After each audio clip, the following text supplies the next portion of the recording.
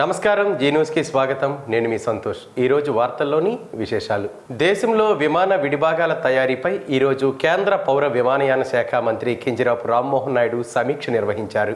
పారిశ్రామికవేత్తలు, నిపుణులు, మంత్రిత్వ శాఖ అధికారులతో దేశీయ ఉత్పత్తిని పెంచడానికి, ఆవిష్కరణలు ప్రోత్సహించడానికి, విమానయాన తయారీలో భారత్ను ప్రపంచానికే కేంద్రంగా మార్చే మార్గాలపై తాము చర్చించామని, దేశం యొక్క సొంత ప్రాంతీయ రవాణా విమానాలను అభివృద్ధి చేయడంపై ఈ సమావేశం ప్రత్యేక దృష్టి సారించిందని అన్నారు. దేశ వృద్ధిలో స్వయం సమృద్ధ విమానయాన రంగంగా మన ఎంఆర్ఓ పర్యావరణ వ్యవస్థకు మద్దతుగా నిలవడమే కీలకంగా ఈ చర్చలు సాగాయని తెలిపారు. ఉమ్మడి శ్రీకాకుళం జిల్లా రాజాం మండలం అంతకాపల్లి గ్రామంలో వెలిసిన మజ్జిగౌరి అమ్మవారిని దర్శించుకుని ప్రత్యేక పూజా కార్యక్రమాలు నిర్వహించిన మాజీ మంత్రి, తెలుగుదేశం పార్టీ రాజాం నియోజకవర్గ ఎమ్మెల్యే కొండ్రు మురళీమోహన్ అనంతరం రాజాం తెదేపా కార్యాలయంలో ప్రజా దర్బార్ కార్యక్రమాన్ని నిర్వహించి ప్రజా సమస్యల పరిష్కారం కోసం వినతులను స్వీకరించారు. భూ సమస్యలు, కాలువలు, ఎలక్ట్రికల్ తదితర సమస్యలపై 80కి పైగా వినతులు బాధితుల నుంచి ఎమ్మెల్యే స్వీకరించారు. త్వరలో వీటిని పరిష్కారం చేస్తానని హామీ ఇచ్చారు. ఈ కార్యక్రమంలో ఎమ్మెల్యే మీడియాతో మాట్లాడుతూ ముఖ్యమంత్రి చంద్రబాబు ఆదేశానుసారం ప్రతి శనివారం ప్రజా సమస్యల పరిష్కారం కోసం ప్రజా దర్బారు నిర్వహిస్తున్నట్లు పేర్కొన్నారు. ఇప్పటికే రాజాం నియోజకవర్గంలో 50 నుండి 100 కోట్ల రూపాయలతో పనులు ముమ్మరంగా సాగుతున్నాయని అన్నారు. రాజాం మెయిన్ రోడ్ నిర్మాణం పనులకు ఇప్పటికే 11 కోట్లు మంజూరు చేసి పనులు వేగవంతంగా జరుగుతున్నాయని, మున్సిపాలిటీల్లో రోడ్లు, కాలువలు పూర్తవుతున్నాయని చెప్పారు. ముఖ్యమంత్రి చంద్రబాబు 7 లక్షల కోట్ల రూపాయల పెట్టుబడులు రాష్ట్రానికి తెచ్చారని అన్నారు. TCS, BVCL, Reliance, Nippon Steel, People Tech వంటి ఎన్నో పరిశ్రమలు ఇప్పటికే మన రాష్ట్రంలో పెట్టుబడులు పెట్టబోతున్నాయని చెప్పారు.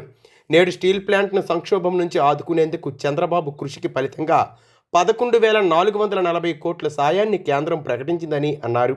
ఉక్కు కర్మాగారానికి రికార్డు స్థాయిలో లాభాలు వచ్చేలా తెలుగుదేశం ప్రభుత్వం కృషి చేస్తుందని చెప్పారు. రాష్ట్రంలో 20 లక్షల మంది యువతీ యువకులకు ఉద్యోగం కల్పించేందుకు యువ నాయకుడు లోకేష్ కృషి చేస్తున్నారని అన్నారు. ప్రజలందరికీ హామీ ఇస్తున్నాం. అలాగే బాబు గారు చంద్రబాబు నాయుడు గారు ముఖ్యమంత్రి అయిన తర్వాత మరి ఈ రాష్ట్రంలో ఇప్పటికే 7 లక్షల కోట్ల రూపాయలు పెట్టుబడి రావడం జరిగింది. ఏదైతే మేము ఎలక్షన్ ముందు 20 లక్షల కోట్ల రూపాయలతో 20 లక్షలు యువతకి, నిరుద్యోగులకి మరి ఉద్యోగాలు ఇస్తామో ఆ మాటకి కట్టుబడి మా యువ నాయకుడు లోకేష్ బాబు గారు, చంద్రబాబు నాయుడు గారు ప్రపంచం అంతా తిరిగి ఈరోజు పెట్టుబడులన్నీ తేవడం జరుగుతుంది. డెఫినెట్గా రేపు రాబోయే ఈ 5 సంవత్సరాల్లో అన్ని విధాల నిరుద్యోగులకి ఉద్యోగాలు ఇవ్వడం జరుగుతుందని కూడా ఈ సందర్భంగా తెలియజేస్తున్నాం. అలాగే మరి అన్ని విధాల ఈరోజు మనకున్న ఉత్తరాంధ్రాన్ని ఏదైతే స్టీల్ ప్లాంట్ నిర్వహించడం జరిగింది, దగ్గర 12,000 కోట్ల రూపాయలు స్టీల్ ప్లాంట్కి కేంద్రం నుంచి చంద్రబాబు నాయుడు గారు అలాగే లోకేష్ గారు మరి దగ్గర నుండి కష్టపడి తేవడం జరిగింది. బీజేపీ శ్రీకాకుళం జిల్లా అధ్యక్షునిగా ఇటీవల ఏకగ్రీవంగా ఎన్నికైన సిరిపురం తేజేశ్వరరావు భీష్మ ఏకాదశి సందర్భంగా బాధ్యతలు స్వీకరించారు. శ్రీకాకుళం నగరం 80 ఫీట్ రోడ్లో గల ఒక ప్రైవేట్ ఫంక్షన్ హాల్లో జిల్లా కోర్ కమిటీ సభ్యుల సమక్షంలో మినిట్స్ బుక్లో సంతకం చేసి పదవీ బాధ్యతలు స్వీకరణ చేశారు. మాజీ అధ్యక్షులు బిర్లంగి ఉమామహేశ్వరరావు బాధ్యతలను అప్పగించారు. ఈ సందర్భంగా ఆయన మాట్లాడుతూ జిల్లాలో బీజేపీని అన్ని రాజకీయ పార్టీలతో సమానంగా ముందుకు తీసుకెళ్తున్నామని అన్నారు. ఈ కార్యక్రమంలో వారితో పాటు బీజేపీ రాష్ట్ర కార్యవర్గ సభ్యులు సవ్వాన ఉమామహేశ్వరి, ఎంవీజీ నాయుడు, జాతీయ కౌన్సిల్ సభ్యుడు చల్లా వెంకటేశ్వరరావు, జిల్లా ప్రధాన కార్యదర్శి సలానా రాఘవరావు, చింతపల్లి దుర్గారావు, గాంధీ, పాలవలస వైకుంఠరావు తదితరులు పాల్గొన్నారు. పలాస కాశీబొగ్గ మున్సిపాలిటీ పరిధి చిన్న బ్రాహ్మణ వీధిలో ఉన్న కోనేరులో శనివారం ఉదయం స్నానానికి దిగిన ఒక మాజీ ఆర్మీ ఉద్యోగి గల్లంతయ్యాడు. గమనించిన స్థానికులు పోలీసులకు సమాచారం అందించారు. ఘటనా స్థలానికి చేరుకున్న పోలీసులు గల్లంతైన వ్యక్తి వజ్రపు కొత్తూరు మండలం నగరంపల్లి గ్రామానికి చెందిన సిగలపల్లి కోటేశ్వరరావుగా గుర్తించి ఆయన మృతదేహం కోసం గాలిస్తున్నారు. పరమ పవిత్రమైన భీష్మ ఏకాదశి వేడుకలు శ్రీకాకుళం జిల్లా అంతటా అంగరంగ వైభవంగా జరిగాయి.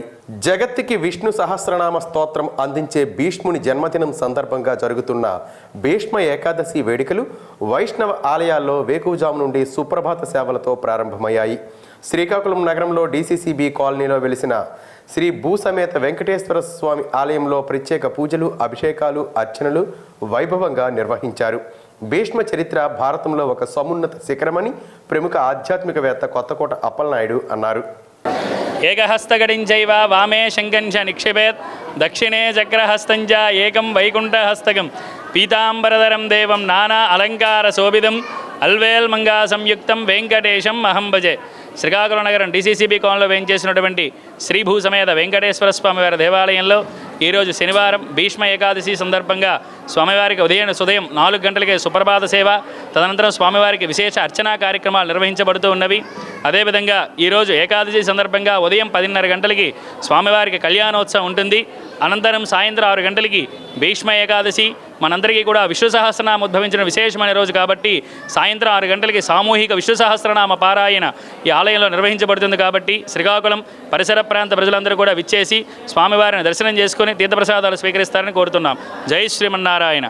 టీటీడీ ధర్మ ప్రచార పరిషత్ ఆధ్వర్యంలో భీష్మ ఏకాదశి పర్వదిన సందర్భంగా శ్రీకాకుళం నగరంలో ఆధ్యాత్మిక శోభాయాత్ర ఘనంగా నిర్వహించారు. ముందుగా పిఎన్ కాలనీలో వెలిసిన నారాయణ తిరుమల ఆలయం నుండి 7 రోడ్ల కూడల మీదుగా కలెక్టర్ బంగ్లా ధరిలో నాగావళి నది ఒడ్డున ఉన్న కళ్యాణ వెంకటేశ్వర స్వామి ఆలయం వరకు ర్యాలీ సాగింది. శోభాయాత్రలో భజన బృందాలు, కోలాటాలు, తప్పెటగుళ్ళు ప్రత్యేక ఆకర్షణగా నిలిచారు. వెంకటేశ్వర స్వామి వారి వైభవాన్ని కళ్ళకు కట్టినట్లు చూపించే ఉద్దేశంతో ఈ శోభయాత్ర నిర్వహించామని టీటీడీ ధర్మ ప్రచార పరిషత్ ఆర్గనైజింగ్ కార్యదర్శి లలిత కుమారి మీడియాకు చెప్పారు. పరమ పవిత్రమైన భీష్మ ఏకాదశి వేడుకలు టీటీడీ ధర్మ ప్రచార పరిషత్ ఆధ్వర్యంలో ఎంతో ఘనంగా నిర్వహించారు. సాధారణంగా దేవుడి సన్నిధిలో మనం ఏదైనా కోరికలు కోరుకొని ఆ కోరిక నెరవేరాలని ముడుపులు కట్టడం చూస్తుంటాము. కానీ కోరిన కోరికలు నెరవేరాలని ఎప్పుడైనా గుడిలో అరటిగేలలు కట్టడం చూశారా? మీరు విన్నది నిజమే.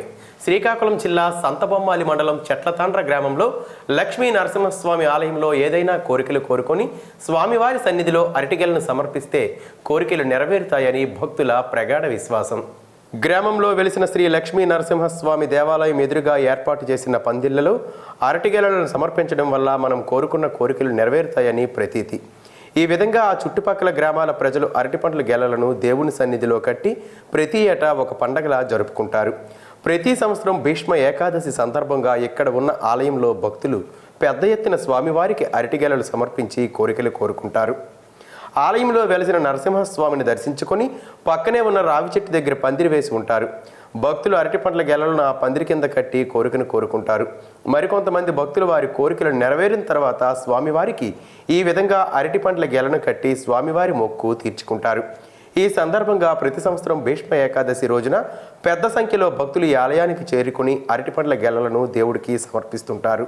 అయితే ఈ విధంగా అరటిపండ్లను కట్టడం వెనుక ఓ ఆచారం ఉంది. పురాణాల ప్రకారం ఈ గ్రామంలో ఒక స్వామీజీ ఉండేవారు. ఈ స్వామీజీ ఆ గ్రామంలో ఉన్న వారికి ఎటువంటి వ్యాధినైనా వైద్యం చేసి న్యాయం చేసేవాడు. ఆ విధంగా కొన్ని సంవత్సరాల పాటు ఆ గ్రామంలోనే ఉంటూ తరువాత మరణించారు. ఆ తర్వాత ఆ ప్రాంతంలో ఒక రావి చెట్టు మొలవడంతో ఆ గ్రామస్తులందరూ ఆ రావి చెట్టును స్వామీజీగా భావించి పూజలు చేసేవారు. అదేవిధంగా వారు కోరిన కోరికలు రావి చెట్టు తీర్చడంతో రావి చెట్టును స్వామీజీ స్వరూపంగా భావించారు. అరటి పండ్లను మాత్రమే తినేవారిని భక్తులు ఈ రావి చెట్టుకు అరటిపళ్ళు నైవేద్యంగా సమర్పించడం ప్రారంభించారు. అప్పటి నుంచి గ్రామంలో ఉన్న ఆలయంలో ఏవైనా కోరికలు నెరవేరాలంటే స్వామివారి సన్నిధిలో ఉన్న రావి చెట్టుకు అరటిగెలలను సమర్పించి కోరిన కోరికను తీర్చుకునేవారు. కాలానుగుణంగా భీష్మ ఏకాదశి రోజు ఆ ప్రాంతంలో పందిళ్లను వేసి వాటి కింద అరటిగెలలను కట్టించడం ప్రారంభించారు. అదేవిధంగా మరుసటి రోజు వచ్చే అరటిగెలను తీసుకొని వెళ్లి కుటుంబ సభ్యులకు ప్రసాదంగా పంచిపెడతారు. ప్రముఖ పర్యాటక కేంద్రంగా ప్రపంచ ప్రఖ్యాతిగాంచిన సాలిహుండంలో ప్రకృతి రమణీయతల మధ్య కాళీయమర్ధనుడు వేణుగోపాల స్వామి యాత్ర విశేషం. శ్రీకాకుళం జిల్లాలో వంశధార నదీ తీరాన ఉండే ఈ ప్రాంతం ఉత్తరాంధ్ర వైభోగానికి సాక్షిభూతంగా నిలుస్తోంది. శ్రీకాకుళం జిల్లా గారమండలంలోని సాలిహుండం గ్రామంలో ఈ శ్వేతగిరిపై ఏటా జరిగే తీర్థయాత్రకు ఎంతో విశిష్టత ఉంది. మరెంతో ప్రాధాన్యత సంతరించుకుంటుంది. వందల సంవత్సరాల క్రితం శ్వేతరాజుల కాలం నాటి ఈ కాళీయమర్ధనుడు వేణుగోపాల స్వామికి మొక్కులు తీర్చుకునేందుకు నేల నలుచెరుగుల నుండి భక్తులు విశ్వాసంతో వస్తుంటారంటే భక్తజన వల్లభుడి మీద నమ్మకం ఎంత మేర విస్తరించిందో అర్థం చేసుకోవచ్చు. ప్రతి ఏటా భీష్మ ఏకాదశి రోజున ఇక్కడ జాతర అంగరంగ వైభవంగా జరుగుతుంది. ఈ పవిత్ర పర్వదినంలో వంశధారా నదీ స్నానం అనంతరం వేణుగోపాల స్వామికి క్షీరాభిషేకం, అదే రోజున ప్రత్యేక పూజలు, ఆపై రుక్మిణీ కళ్యాణం, ఇదంతా శాస్త్రోక్తంగా నిర్వహిస్తుంటారు. లక్షలాదిగా భక్తులు మొక్కులు తీర్చుకునేందుకు అర్ధరాత్రి నుండి క్యూలైన్ల వద్ద వేచి ఉంటారు. ముఖ్యంగా సంతానం కోసం పిల్లలు లేని దంపతులు మెట్ల మార్గం గుండా స్వామిని భీష్మ ఏకాదశి పర్వదినం రోజున దర్శించుకుంటారు. అదేవిధంగా భక్తుల కోరికలు నెరవేరుతుండటంతో ఉత్తరాంధ్రలో ఈ మహిమాన్విత వేణుగోపాలుడిని సంతాన వేణుగోపాలుడిగా కొలుస్తారు. ఇంతటి ప్రతిష్టాత్మకం మరెంతో ప్రత్యేకత కలిగిన ఈ ప్రసిద్ధి శ్వేతగిరిని ఆలయ ధర్మకర్త సుగ్గు మధురెడ్డి ఇతర ఆలయ కమిటీ తోడ్పాటుతో అభివృద్ధి చెందుతోంది. ఎత్తైన కొండ మీదకు మెట్ల మార్గంకు తోడుగా విశాలమైన ఘాటు రోడ్డు నిర్మితమైంది. సాలిహుండాం శ్వేతగిరి ముఖద్వారం, ఘాటు రోడ్డు పక్కన దారి పొడవునా విగ్రహాలు, ప్రత్యేకంగా ఉద్యానవనం, ఆలయం చుట్టూ అభివృద్ధి శరవేగంగా జరుగుతోంది. భక్తుల మనోభావాలకు దగ్గరగా జరుగుతూ వస్తోంది. శ్వేతగిరి వేణుగోపాల స్వామి ఆలయం దగ్గరలో వీర వసంతేశ్వర స్వామి ఆలయం, ప్రక్కన వంశధారా నది, పక్కన ప్రసిద్ధిగాంచిన ప్రాచీన బౌద్ధ స్తూపాలు, ఇలా ఎన్నో ప్రత్యేకతలు ఉన్నాయి. పర్యాటకంగా, ఆధ్యాత్మికంగా ఎంతో ప్రాచుర్యం పొందుతున్న శ్వేతగిరిపై విశాలమైన గెస్ట్ హౌస్ రాత్రి బసకు అనువుగా మారింది. సాలిహుండాం శ్వేతగిరి తీర్థయాత్ర ఉత్తరాంధ్రలో ఓ మధురానుభూతిని మిగులుస్తుంది. తిరువీధి ఉత్సవం, క్షీరాభిషేకం, చక్రతీర్థ స్నానం, తిరుక్కల్యాణ మహోత్సవం అత్యంత భక్తి శ్రద్ధలతో నిర్వహిస్తారు. ఆధ్యాత్మిక కేంద్రాలు, దర్శనీయ స్థలాలు, పర్యాటక ప్రదేశాలతో ఈ ప్రాంతం సిక్కోలులోనే ప్రత్యేకత సంపాదించుకుంది. స్వామివారి క్షేత్రంలో ఈరోజు మాఘశుద్ధ ఏకాదశి, భీష్మ ఏకాదశి కాబట్టి స్వామివారికి మంచి యాత్ర జరుగుతున్నది. ఈ స్వామివారి యొక్క 5వ శతాబ్దంలో స్వామివారు ఇక్కడ వెలిశారు. ఈ స్వామివారి మంచి శ్వేతవాహన చక్రవర్తి వారి టైంలో స్వామివారు వెలిశారు. ఆనాటి నుంచి ఈనాటికి కూడా వచ్చి ఈ స్వామివారి వచ్చి దినదినంగా భక్తులకి మంచి మన్నన పొందుతూ స్వామివారి తాలూకా ఆశీస్సులు కూడా వచ్చి ప్రజలు పొందుతున్నారు. ఈ స్వామివారి తాలూకా మహిమ ఏమిటంటే స్వామివారి వచ్చి ఈ క్షేత్రపై పిలిచిన తర్వాత ఆ రాజుగారి భార్య కోరిక మేరకు స్వామివారు ఇక్కడ వెలిశారు. అందుకు ఈ కాళీమర్దనం వేణుగోపాల స్వామి అంటే కాళీ అంటే పాము, మర్దనం అంటే అణచివేత.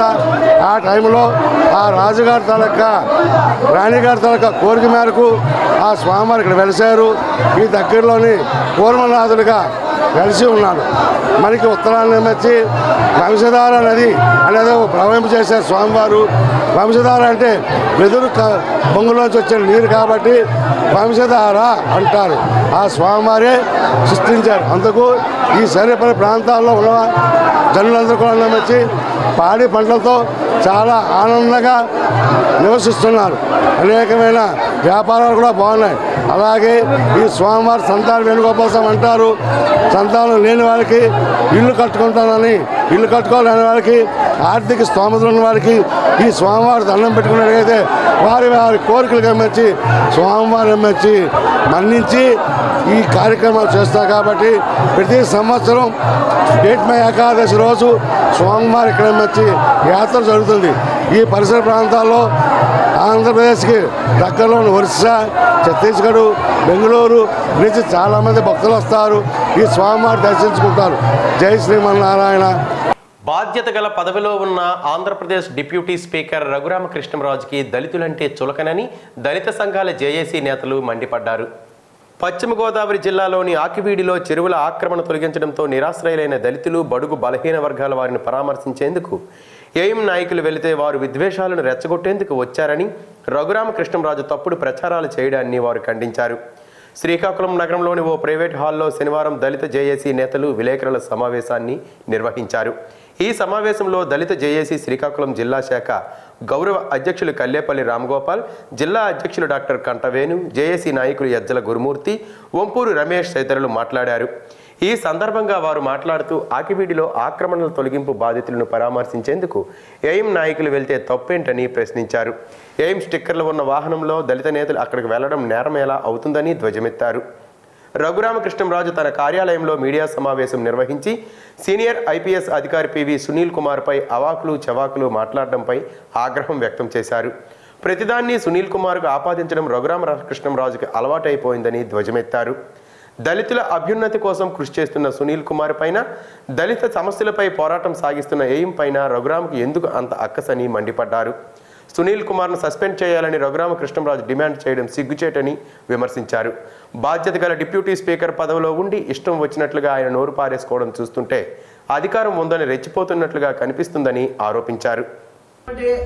ముందస్తు నోటీసులు ఇవ్వకుండా నిరాశ్రయం చేశారని చెప్పి వీరు పరామర్శించడానికి వెళ్తే ఏం నాయకుల మీద మరి అక్రమంగా కేసులు బనాయితమని చెప్పినటువంటి రఘురామకృష్ణంరాజుకి తగదని చెప్పి ఈ సందర్భంగా మేము హెచ్చరిస్తున్నాం. రఘురామకృష్ణంరాజు మీ తీరు మార్చుకోవాలి. ఈ రాష్ట్రంలో ఏ కార్యక్రమం జరిగినా పివి సునీల్ కుమార్ గారికి ఆపాదించడం ఇది తగదు. ఎందుకంటే గతంలో నువ్వు అంబేద్కర్ ఫ్లెక్సీని చించినప్పుడే నీకు అసలు నువ్వు ఎమ్మెల్యేగా కొనసాగడానికి కూడా మీకు అర్హత లేదు. అటువంటిది రాజ్యాంగబద్ధమైనటువంటి ఒక డిప్యూటీ స్పీకర్ పదవిలో ఉండి కూడా మీరు ఒక వీధి రౌడీలా మాట్లాడడం తగదు. ఎందుకంటే దళితుల అభ్యున్నతి కోసం పనిచేస్తున్నటువంటి పివి సునీల్ కుమార్ గారి గురించి, అదేవిధంగా రాజ్యాంగబద్ధమైనటువంటి దళితుల హక్కుల పరిరక్షణ కోసం పనిచేస్తున్నటువంటి అంబేద్కర్ ఇండియా మిషన్ కోసం నువ్వు ఆవాకులు చవాకులు మాట్లాడుతున్నావు. ఇది తగదు. ఇప్పటికైనా నీ తీరు మార్చుకోవాలి. లేదంటే రాష్ట్ర వ్యాప్తంగా ఉన్నటువంటి దళిత సంఘాలన్నీ కూడా నీ మీద పోరాటం చేస్తాయి. ఇప్పటికైనా ఎన్డీఏ ప్రభుత్వం అండదండలు ఉన్నాయని చెప్పి మీరు చాలా చౌకబారు వ్యాఖ్యలు చేస్తున్నారు. డీజీపీ స్థాయిలో ఉన్నటువంటి వ్యక్తిని ఆయన సస్పెండ్ చేయమని చెప్పి మీరు ప్రెస్ మీట్లు పెట్టి మాట్లాడుతున్నారు. ఇది మీ స్థాయికి కానీ మీరు ఉంటున్నటువంటి పదవికి కానీ మన మచ్చ కళంకం తెచ్చే విధంగా మీ యొక్క తీరు ఉంది. కాబట్టి ఇప్పటికైనా బేషరతుగా మీ యొక్క ప్రవర్తన కానీ నీ తీరు కానీ మార్చుకోకపోతే నీకు దళితులు బుద్ధి చెప్పక తప్పదని చెప్పి కపటదారు రఘురామకృష్ణరాజు అని చెప్పి నేను పత్రికాముఖంగా హెచ్చరిస్తున్నాను. ఎందుకంటే ఒక సీనియర్ ఐపీఎస్ అధికారి మీద నువ్వు లేనిపోయిన ఆరోపణలు చేసి ఆవాకులు చావాకులు మాట్లాడుతున్నావు. అది నీ స్థాయికి తగదు. అయినప్పటికీ కూడా నీవు ఇప్పటికైనా నీలో రీకన్సిలేషన్ రావాలి. దళితుల అభ్యున్నతి కోసం పనిచేస్తున్నటువంటి పివి సునీల్ కుమార్ గురించి ఇంకొకసారి మీరు మాట్లాడితే మాత్రం అది మర్యాదగా ఉండదని చెప్పి నేను పత్రికాముఖంగా హెచ్చరిస్తున్నాను. జై భీమ్, జై భారత్. దేశాన్ని కార్పొరేట్ శక్తులు, మతతత్వ శక్తులు పాలిస్తున్నాయని, వాటి నుంచి దేశాన్ని రక్షించుకోవలసిన బాధ్యత పౌరులపై ఉందని సీనియర్ పాత్రికేయుడు, సంపాదకుడు కె శ్రీనివాస్ అన్నారు. ఏఐవైఎఫ్ 22వ రాష్ట్ర సభలో భాగంగా చివరి రోజు శనివారం శ్రీకాకుళం నగరం అరసవల్లిలోని ఓ కళ్యాణ మండపంలో ప్రతినిధుల సభ నిర్వహించారు. ఈ సందర్భంగా ఆయన మాట్లాడుతూ రాష్ట్ర ప్రభుత్వం కేంద్రంతో సంబంధాలు కలిగి ఉన్న రాష్ట్ర ప్రయోజనాలు పొందడంలో ఘోరంగా విఫలమవుతుందని అన్నారు. సిపిఐ రాష్ట్ర కార్యదర్శి కె రామకృష్ణ మాట్లాడుతూ మోదీ సర్కారు మతోన్మాదంతో రెచ్చిపోతుందని, ఆర్ఎస్ఎస్ భావజాలంతో పాలన సాగిస్తూ లౌకికవాద దేశంలో మైనారిటీలకు రక్షణ లేకుండా పోయిందని అన్నారు. విశాఖ ఉక్కు పరిరక్షణకు, స్టీల్ ప్లాంట్ ఏర్పాటుకు యువత పోరాటాలకు సిద్ధం కావాలని పిలుపునిచ్చారు. Retired VC professor Hanumanthu Lajpat Rai మాట్లాడుతూ అంబేద్కర్ రాసిన రాజ్యాంగం అమలు కావాలని, అప్పుడే అసమానతలు లేని సమాజం సాధ్యమవుతుందని అన్నారు.